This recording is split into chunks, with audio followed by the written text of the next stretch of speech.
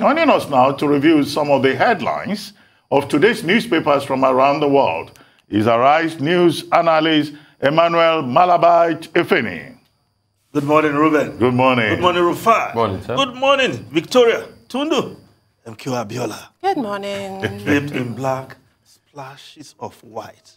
Efeni the poet. Yes. Now, let's start the review with this day, Nigeria's newspaper of record. The lead story, Paris Club Refund. Malami'S action against public morality.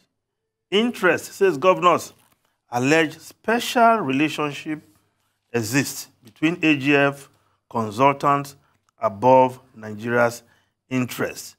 Say payment authorized, processed with unprecedented speed, not common in public service. Now, other newspapers are also reporting this story. The Daily Sun newspaper, Paris Club deductions. Governors furious with Malami accuse AGF of working against Nigeria's interests, looted assets. We have recorded appreciable milestone, says Justice Minister. The Punch is also reporting this story. Governors attack Malami over $418 million consultants fee. Say AGF lied. Haste suggests a special relationship between AGF office consultants, according to the Nigerian Governors Forum. State resources needed for critical development should not be frittered away. Yes, this matter will not go away because the governors are in court and the Attorney General of the Federation went ahead to give instruction for deduction to commence. Given the parlor state of funds in many states, you expect the governors to be united on this in going after the Attorney General of the Federation. But I've always wondered what manner of consultancy that will attract so much money for some lawyers. And they are Nigerian lawyers. Well, Tundu, I don't know what to say now, because if the matter is still in court, why will the Attorney General not wait for that matter to be decided before these deductions, which the governors are kicking against vehemently? That is the $418 million question. Why not wait? Yes. Now, if we also look at the Punch newspaper, there's a story there. Air Force officer arrested over deadly attack on NDA. You can see the photograph of a certain Sergeant Toshiba Solomon. That's him entering an Air Force aircraft.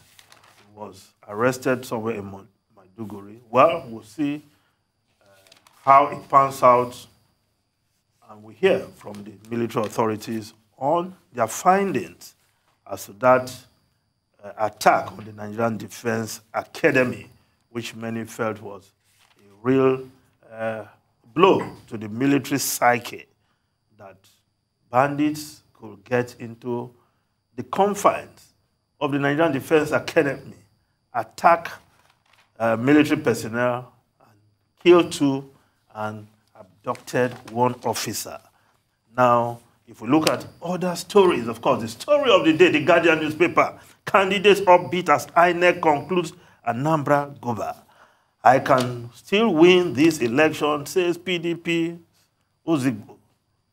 APC refused plan to drag Soludo INEC to court. INEC adjust voting time. Rerun holds between 10 a.m. and 4 p.m. APC woes self-inflicted, says Monsu. Yaga Africa demands audit of BVAS to prevent delay. Voter disenfranchisement. Some coalition officers not good at mathematics, says INEC director. What do they do? Is it not just addition? Yeah, you don't have to be good at math. You don't have to be. You don't have to be good at Perhaps math. they should get them calculators. There's something called an Excel spreadsheet. Can I take you back to the Punch for a second, Mr. Yes. Kenny? I'm reading an update to one of the stories The NDA said they didn't arrest that gentleman. Okay? Yes. So that gentleman in handcuffs, according to the Punch newspaper front page, the NDA is saying they did not arrest him. Well, why is this fellow on handcuff? Perhaps Punch will provide an answer because they published that on the front page. Now, yes, still on Anambra, the leadership newspaper, Anambra supplementary poll, APC, PDP bank on 148,000 Ihiala voters to overturn Soludo's lead. Hopeful of Osun Kanu magic. Forget it. Ihiala is our stronghold. Abga, we are watching, says Ohaneze. Civil society organizations call for transparency. INEC adjust voting time.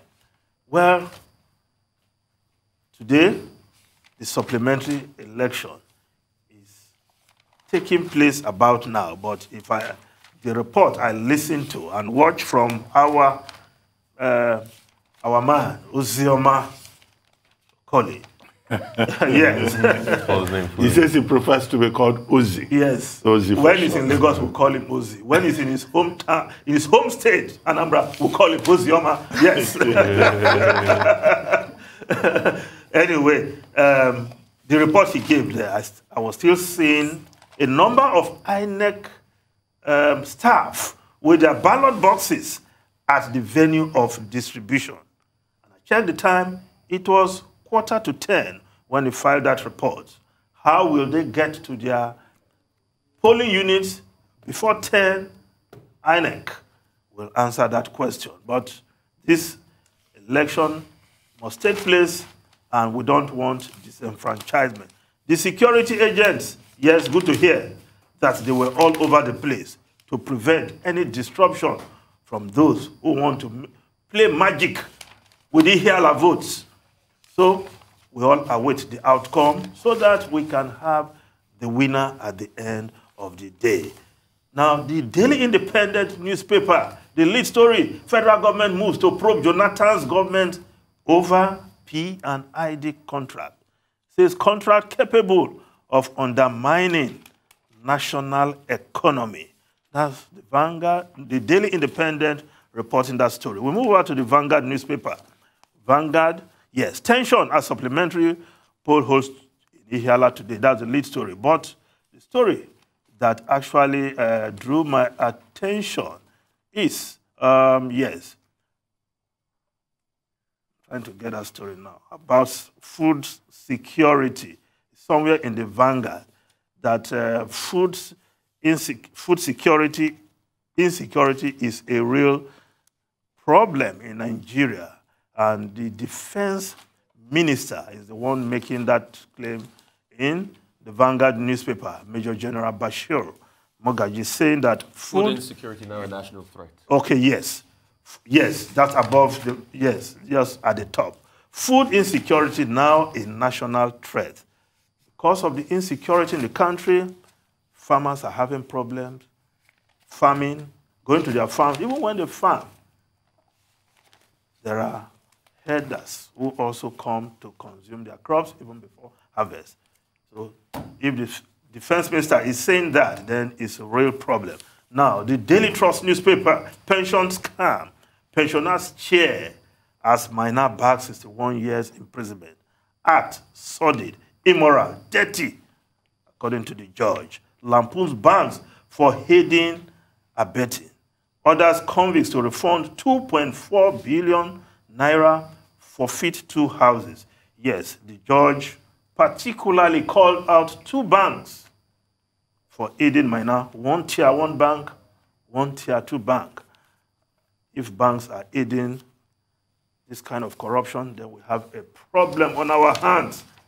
But I will not name names. Now, the Times of UK, we'll go to the foreign papers. Anger as PM skips Lee's showdown in Commons. Yes, Tories demand apology over partisan case. Yes, Boris Johnson carefully avoided Parliament yesterday as his acts concerning Tory MP Owen Patterson, who was indicted by the Standards Committee on Lobbying Matters.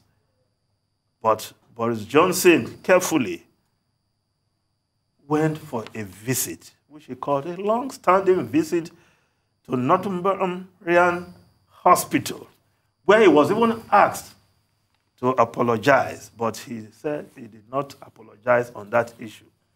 But, of course, he received some bashing. Yesterday, Labour did not spare him, although he was not there. Now, the Daily Telegraph newspaper, 11,600 caught COVID in hospital and died.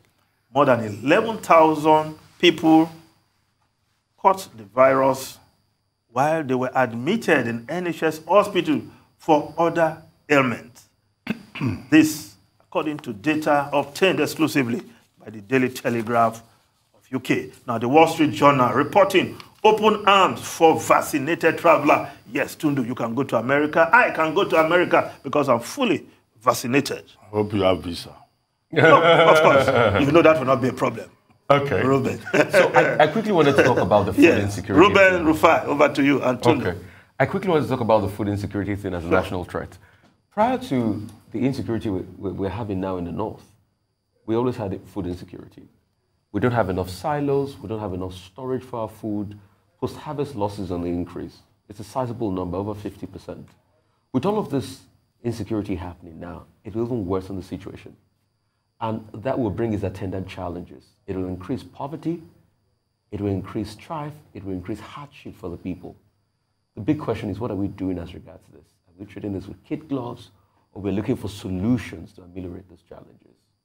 Because it's out there, it's staring at us in the face, and we don't talk about it enough.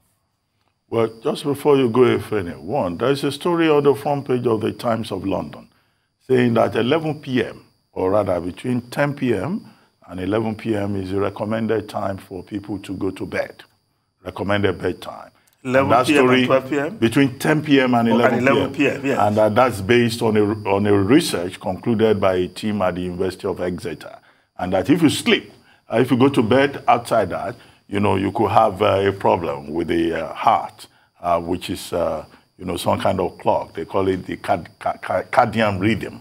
Circadian. Circadian rhythm. The circadian rhythm. I think you heard me. Yes, you know, so at the end of the day, we've been told to go to bed at that particular, within that particular belt. And doesn't it depend on when you wake up, though? Well, I don't know, but the researchers are talking about what they call a 24-hour body clock. Body clock. So what's happening there, Dr. Abati, is the fact that the circadian rhythm regulates when you go to bed and when you wake up. And that's why you see that once the light comes on, your body gets alert and you start your day. But some people and that's how your body shuts down. Some people sleep during the daytime.